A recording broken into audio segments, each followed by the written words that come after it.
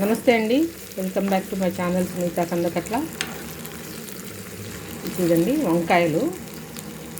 మొన్న ప్రగతి రిసార్ట్స్కి వెళ్ళాం కదా, ఆఫీస్ ఫంక్షన్ ఉంటే ఇక్కడ ఆర్గానిక్ వంకాయలు దొరికాయి.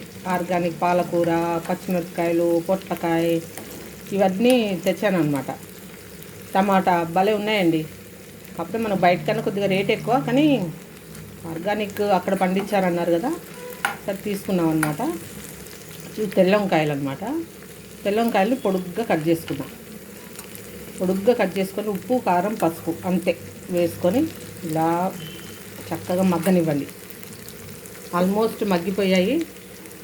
మగ్గిపోయిన తర్వాత వెల్లుల్లిపాయలు ఇట్లా కచ్చపక్క దంచుకోండి. చూడండి, వెల్లుల్లిపాయలు ఇట్లా కచ్చపక్క దంచుకొని పెట్టుకున్నా.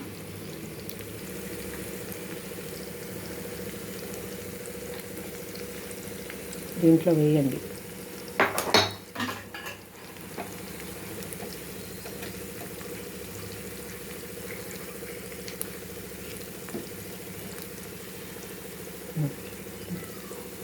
కొంచెం జీలకర్రని ఇలా నలుపుకొని వేసేయండి. చేత్తో ఇట్లా నలుపుకొని దంచక్కర్లేదండి. చూడండి, వెల్లుల్లిపాయ కారం వేసుకున్నాను. చక్కగా దీన్ని ఫ్రై కానివ్వండి. కమ్మటి వాసన వస్తుంది. మీరు ఇక్కడ లేదు కానీ వెల్లుల్లిపాయ వాసన కమ్మగా వస్తుందన్నమాట. చక్కగా వెల్లుల్లిపాయ వేగే వరకు ఉంచుకోండి. ఈలోపు ఇక్కడ పాలకూర కూడా అక్కడ భలే దొరికిందండి. చిన్న పొట్టి పాలకూర భలే ఉంది. ఈ స్మెల్ టేస్ట్ వేరే ఉంది. ఇప్పుడు మనం మార్కెట్లో కొనేది పెద్ద పెద్ద ఆకులతో పెద్ద పెద్దగా వస్తుంది కదా, అట్లా కాకుండా ఇది చిన్న ఆకులు బాగుంది. ఇటు పాలకూర అవుతుంది.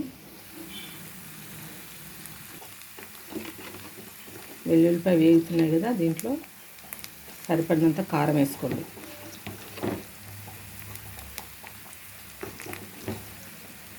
కారం కారం ఉంటే బాగుంటుంది.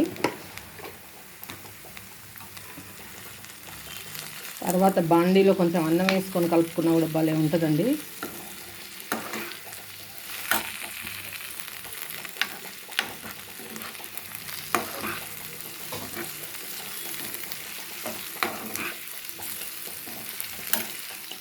చూడండి, ఒక పప్పు కుత్తలాడుతుంది. మీరు అనుకుంటారు తాలింపు వేసినాక మరగబెడతారు ఎందుకని. తాలింపు వేసినాక మరగబెడితే ఆ టేస్ట్, ఆ తాలింపు టేస్ట్ అందులోకి దిగి చాలా బాగుంటుందండి.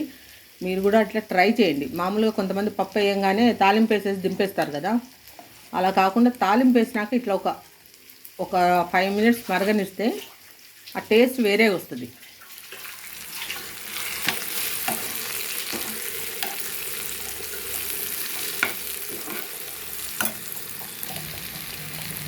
చూడండి, చక్కగా వేగిపోయాయి కదా.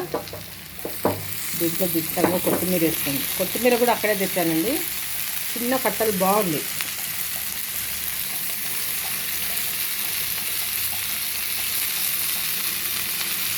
ఈ వంటల వీడియోలు లెందీగా పెట్టి మిమ్మల్ని బోర్ కొట్టించాలని నా ఉద్దేశం అస్సలు కాదు. అందుకే నేను కూరగాయలు తరిగిన దగ్గర నుంచి చూపెట్టాను. మీకు చెప్తుంటే అర్థమైపోద్ది కదా, దానికి కూరగాయలు ఇలా కోసుకోండి అలా కోసుకోండి ఇవన్నీ చెప్పడం నాకు ఇష్టం లేదు. అందుకని వంకాయలు కోసుకోండి, ఉప్పు కారం ఆయిల్ వేసేసి వేపుకోండి. తర్వాత కొంచెం జీలకర్ర నలుపుకొని వేసుకోండి.